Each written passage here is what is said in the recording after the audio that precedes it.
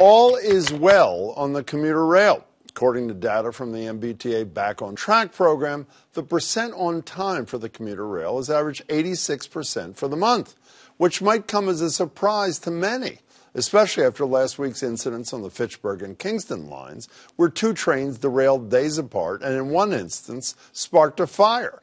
But the MBTA has just been caught red-handed covering their you-know-whats.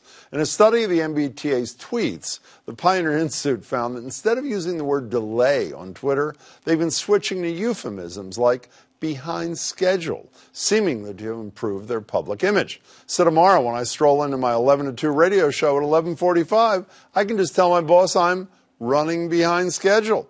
It's kind of like how the MBTA described that Kingston fire and Fitchburg derailment as a, quote, mechanical issue.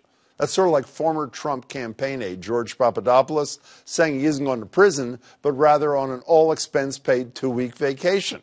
Can we all just rename whatever we find to be unpleasant? For example, when I get called out for doing this too much. You think the country's going in well, the wrong why direction. isn't it? But don't they vote based on their own lives? Well, we're talking if they're already gambling. I can tell you that I'm for in the Democratic. No, not you. What are the Democrats? Well, and if I was going to finish my sentence sorry. was.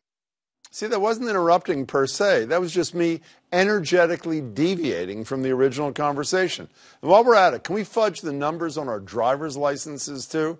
You may have heard of the 69-year-old Dutch guy who's asking the courts to legally change his age to 49 to improve his performance on dating apps.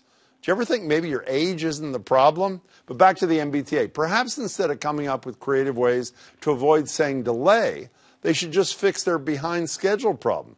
Otherwise, maybe they should consider some corporate outplacement, or as some would call it, de-hiring, or as I call it, firing, because a delay by any other name, it's still a delay.